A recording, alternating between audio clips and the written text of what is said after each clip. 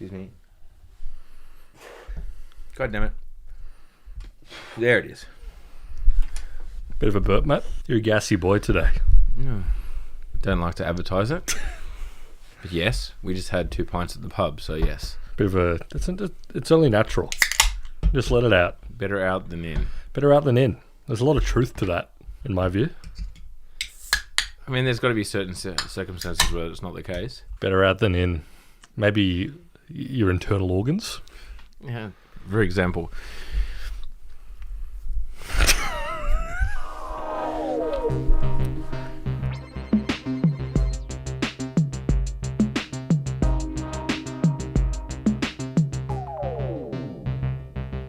Tencent. What does it mean? Where'd they get the name from? Okay, so the name Tencent comes from the Chinese phrase Tengjun, which roughly translates to soaring information or galloping message. Which I guess is a reference to the galloping messages on WeChat. The Chinese word for soaring information is actually the same as galloping message? I don't know. If you're a Chinese speaker, sound off in the comments. Let us know how accurate our translation was. Yeah, we're talking about Tencent, which is a company that, well, we've talked about a few of their products at various points, but never discreetly. And you might, when you think about Tencent, it's a company you've probably heard of, but maybe not necessarily what they do apart from everything. Yeah. WeChat you may have heard of. Ever heard of it? The everything app, the super app. Yeah. But you also see their name come up in all sorts of weird contexts. You know, you might have gone to see a movie at the cinema and you would have seen the production company Tencent Films pop up before it. You might have been playing video games and seen Tencent pop up. You might be at the convenience store and there's a little QR code that says pay with WePay by Tencent.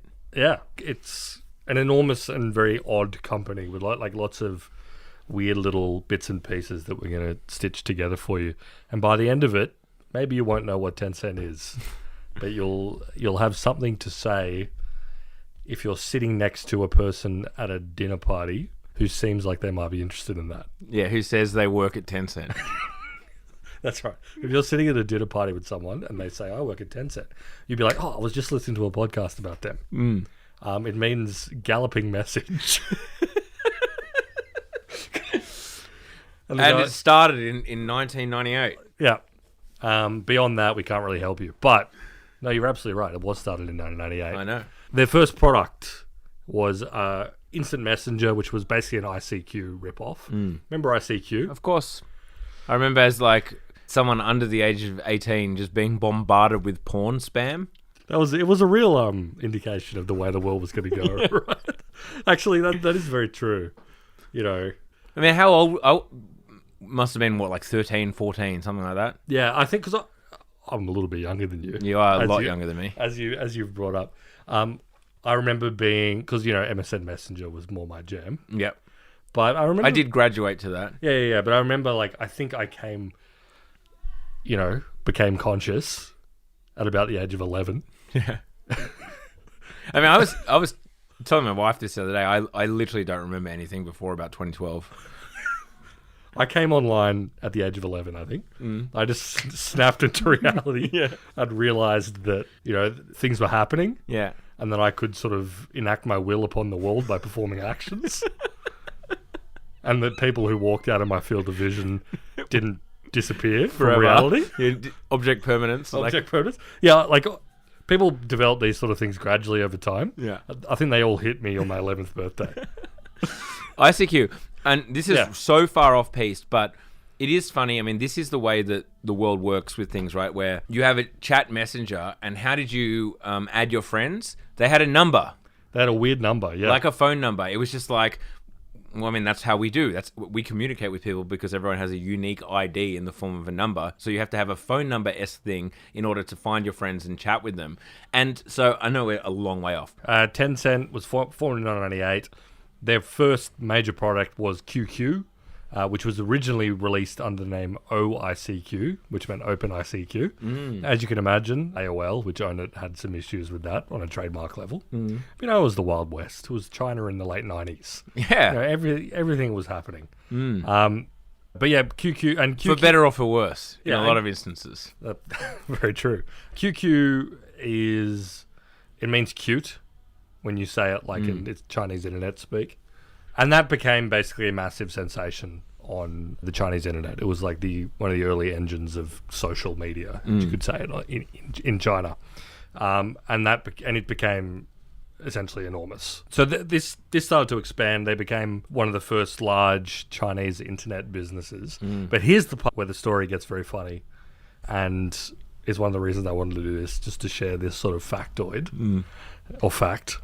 Factoid means it's not true. Fact, it is true. Is that true that a factoid is not true? Well, that was... Does oid mean like null? Well, it nulls the thing before originally, it meant like something that sounds like a fact but isn't actually true. Right. Like a factoid. But people kind of just meant it... Like the 80% of statistics are made up. Yeah. That kind of crap.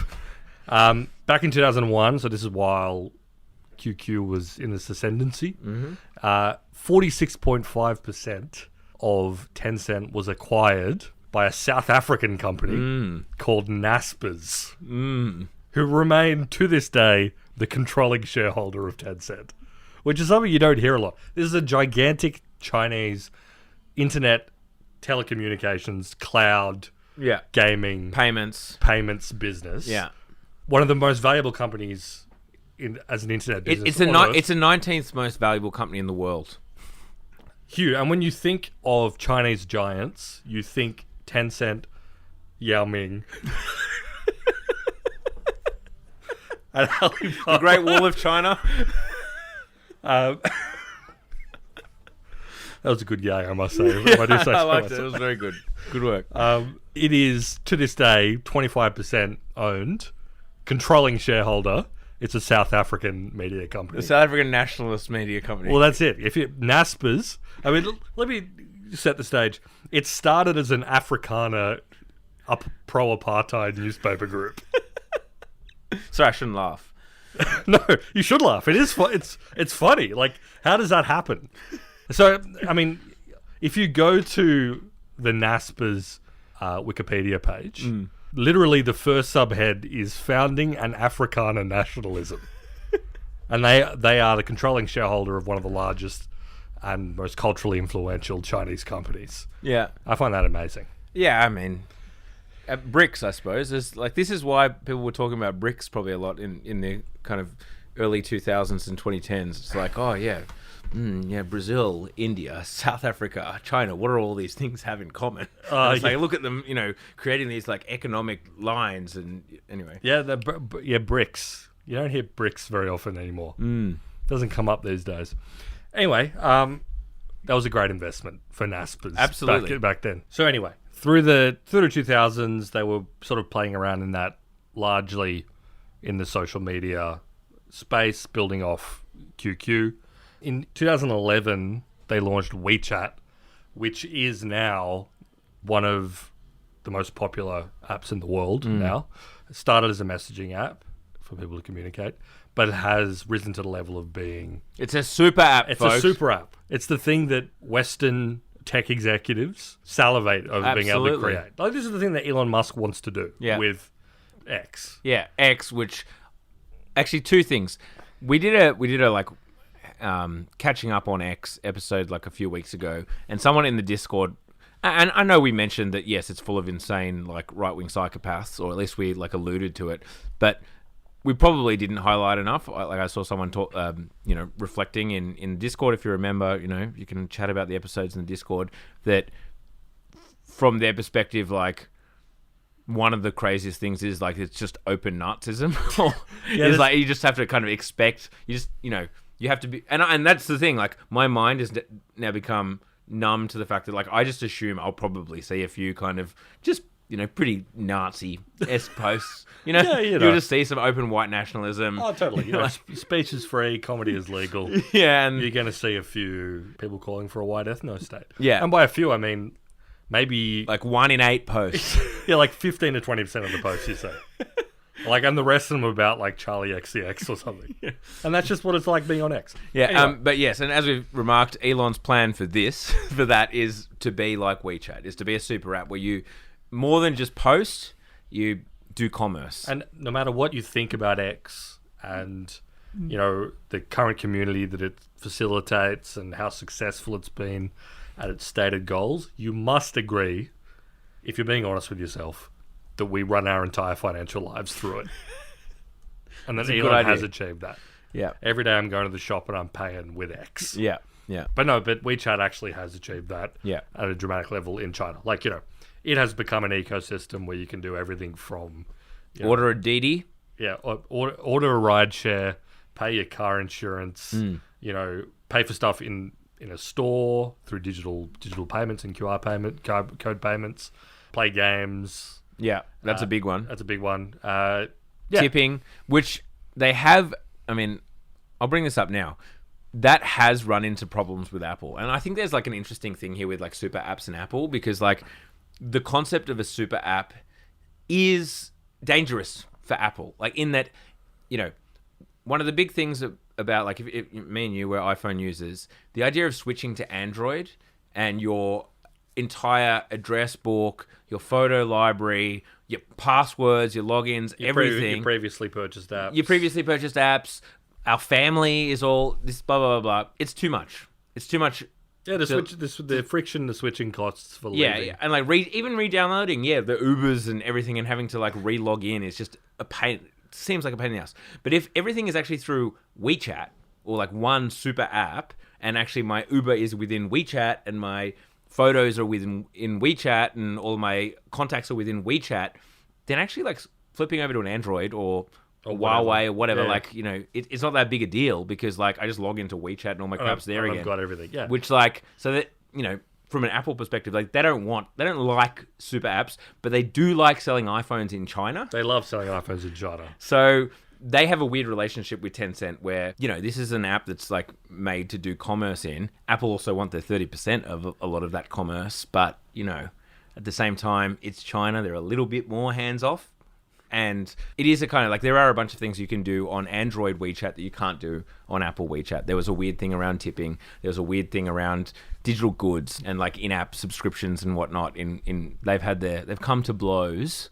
But though, again, if people run their life in WeChat and they expect to do commerce in WeChat and you can do it on Android and you can't do it on an iPhone, like it's a place where Apple has less power. And they just acquiesce a little bit to Tencent. They do, because, you know, that they want to still sell the iPhones. Well, there's the general...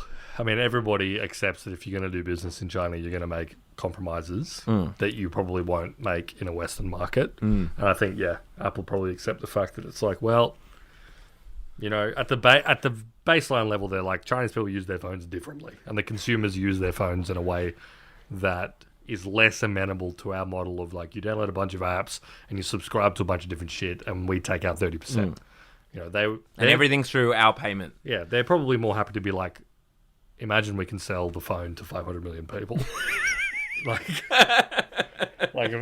I would imagine that in Apple they're looking at like the Chinese software market, where they have on the other side of the Great Firewall of China just like Chinese equivalents to everything, and it's the same in other markets like Russia and stuff like that. They've got all their local equivalents. They get built, you know, in their local tech economies, and they're just like, okay.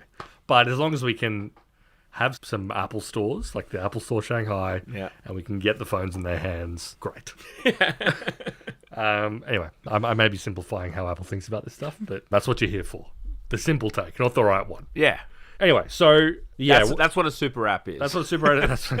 And that's what WeChat essentially is. And WeChat is a Tencent product. QQ is still going strong and it is very popular in China as well. But the big way that they've sort of interfaced, at least with like Western markets, and it kind of came around the same time, early 2010s, is that Tencent became a huge player in gaming. Yeah. Gaming obviously massive in the Chinese market. There's a lot of Chinese gamers out there. And also, it was just like a nice natural mesh with what they were already doing, right? Because it was like this idea of like, how do you keep people engaged with our software platforms? And one of the stickiest activities in every way you could possibly imagine is gaming. Well, I mean, again, more broadly and off-piste, literally like everyone, like from the New York Times, to FT, like every platform that has recurring revenue and wants people to continue to put eyeballs on site now has some form of gaming. Yeah, because they realize that like people are going to stick around because they do their Saturday morning friggin' Wordle or whatever. Yeah, no, I mean, obviously Tencent have a far more sophisticated approach to gaming and like complex than the New York Times or whatever. But yeah, there was a great story in the New York Times actually. Mike Isaac, friend of the pod, was on here with. Go back and listen to our episode with Mike Isaac. We'll catch up with him again, I think. Soon. I think we'll get him on again once he finishes his Facebook book or Meta book. But he basically was making the point that a lot of platforms that aren't a traditional fit for games bring them on because, the Wordle effect. This idea that you can get people coming back daily to your platform guaranteed because they don't want to break their fucking streak playing word games. LinkedIn has added a games feature a couple of months ago where they basically have a handful of Wordle-esque games. And this is just, again, the Tencent... But Tencent just like, let's turn up the game dial, right? Because it's kind of started with IAPs or whatever they call them, these like little in-app purchases and whatnot, but has accelerated to being, I mean, looking at their numbers, something around like somewhere between 40 and 50% of their business is games. And now it's huge games we're talking. Yeah, it is the largest games company on earth, Tencent Games. Yeah. Which is like their subsidiary. And they own a bunch of, at least in part or entirely, a bunch of international studios. Riot Games, who make League of Legends and Valorant and games like that, are fully owned by Tencent. There's a shit... If you can literally look at their... Like Crusader Kings and stuff like that. I don't know if it's specifically that, but like a lot of those big mobile games. They own a section of Paradox games. If you if you play like the Dark Souls and Elden Rings games, they own about 20% of that. They own a ton of studios. A lot of ones that you would think that don't even have Tencent branding anywhere near it. Epic Games. They own 40% of Epic Games. Yeah, Fork Knife. Which is Fortnite, yeah. And so them owning 40% also means that Afrikaan nationalists own 10%. Worth pointing out. We need you... Exactly. We need you to... I need to come back to this. Because it's a bizarre... So, Naspers, which is just a really funny name for a company. Yeah. Naspers. Very odd. They actually peeled off all their quote-unquote international sort of software investments. They peeled it off into a company called Prosus, which is headquartered in the Netherlands. And it's kind of like one of those sort of dual stock arrangements where both companies own like 50% of each other. Yeah. You know, there's like weird things. So Naspers, which still owns some big South African TV networks and a lot of South African assets, owns half of Prosus, and Prosus owns half of Naspers, and Prosus is where the Tencent 25% stake lives.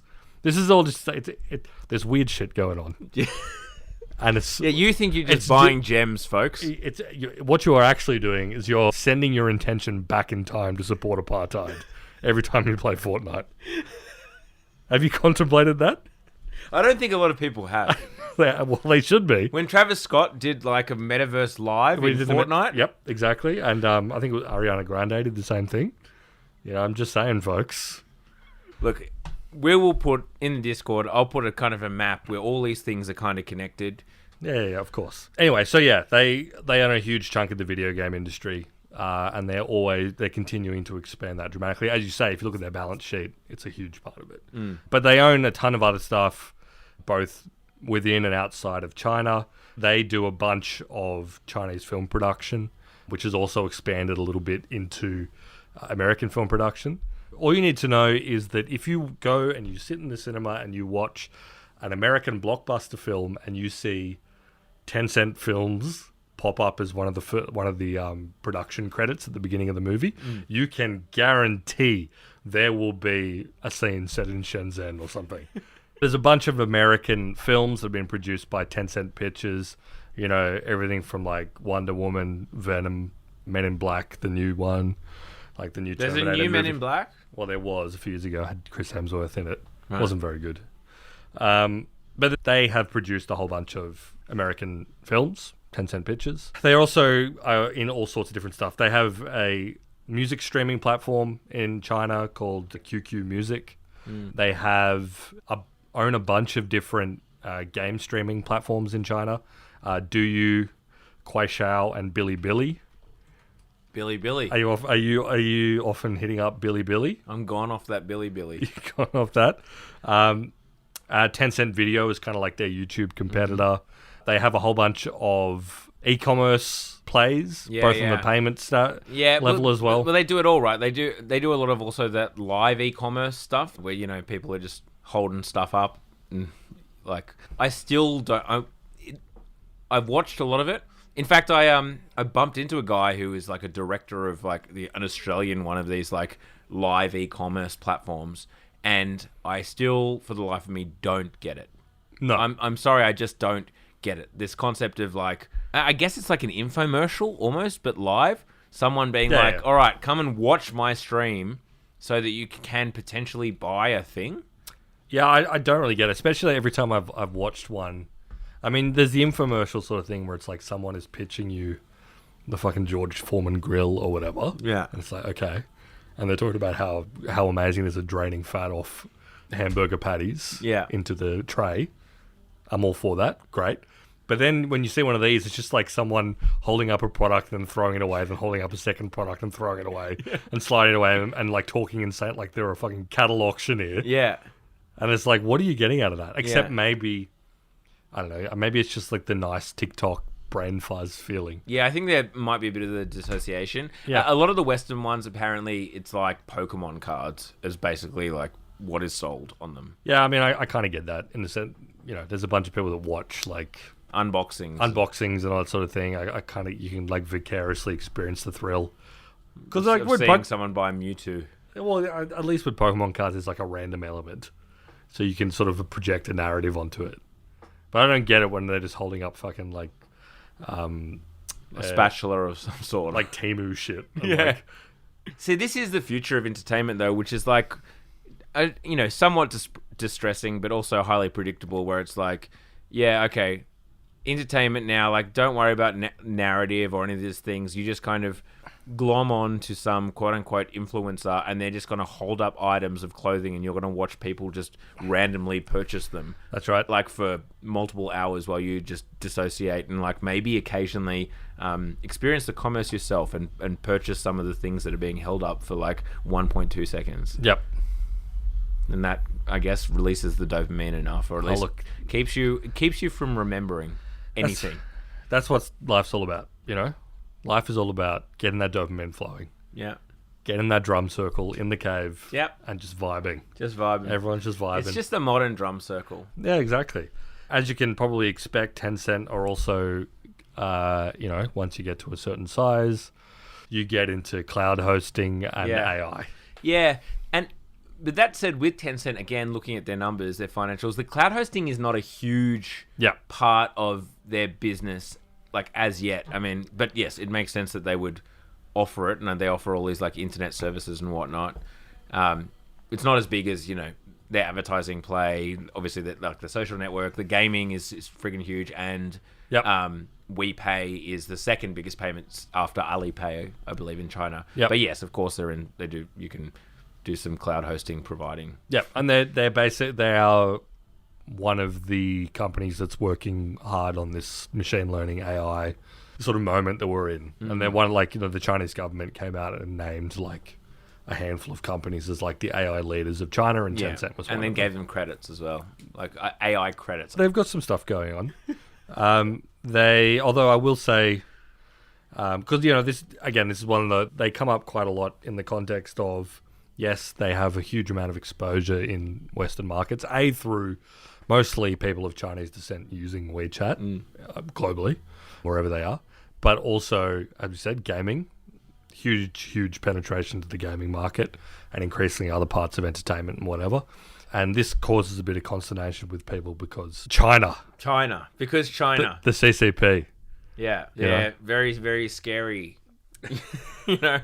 Yeah. Like ... China ... Yeah, oh, have you seen how good they are at manufacturing and software? Yeah. That's bad for some reason. Yeah. Although the only thing that I pull from this, which I did post on our X account, but I'll read it out here. For the occasion of the 19th National Congress of the Chinese Communist Party, Tencent released a mobile game titled Clap for Xi Jinping, an awesome speech in which players have 19 seconds to generate as many claps as possible for the party leader. See, that kind of rips. And I feel that if we had a little bit of that, maybe Albo wouldn't be so down in the polls. Yeah. You know, if maybe the budget came out and you had... And you just had to hammer on your screen to clap for it. Yeah, clap for like a... Clap for a $300 power rebate. Exactly. Some kind of marginal family benefits tax improvement. If we could open your like Australia.gov app. Yeah, might open up MyGov. Open up MyGov and just and clap pound that clap button. Pound that clap for Albo. So, MyGov, Jesus. See, look, this is I'm sure. I don't know. I haven't looked into it, but I imagine that like the Chinese government portal, whatever it is, in whatever context, has got to be a better experience than using MyGov. I got logged out of Service New South Wales actually today in an inopportune time at the post office. They asked, I was picking up something that was in my wife's name, and so they were like, "Show ID for your address," and I don't carry friggin' physical ID. I use the Service New South Wales app. I know that you Victorians, this is like a new concept, but like we've had this for years. You know, I will say that I just went in on MyGov, but the Service New South Wales app. Yeah, but the New South Wales government is way ahead of the Australian government on this stuff. They have the Service New South Wales app is actually a great app. Yeah, it's goated. The People's Republic of New South Wales, they're on top of it. It has been. Their NPS scores are something like 90. You go into the RTA, the NPS scores are like above 90. It's unheard of. It's also a bit sicko to me that you're going into the Service New South Wales and having a good time.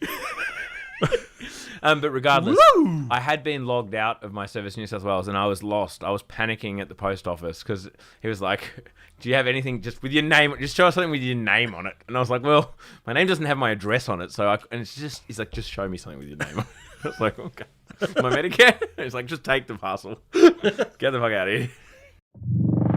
If you're listening to this, did you know there's another world out there where you get a second episode of Down Round a week? Yep, it's called Down Round Premium. That's right, and there's no interruptions. No interruptions, no ads, 2 episodes a week, including the free one you're getting right now, plus another one. Yeah, $7 a month, not a week, a month, downround.net. Downround.net, instant access to the whole back catalogue as well. You've got so much to catch up on. There's so much. Get around it.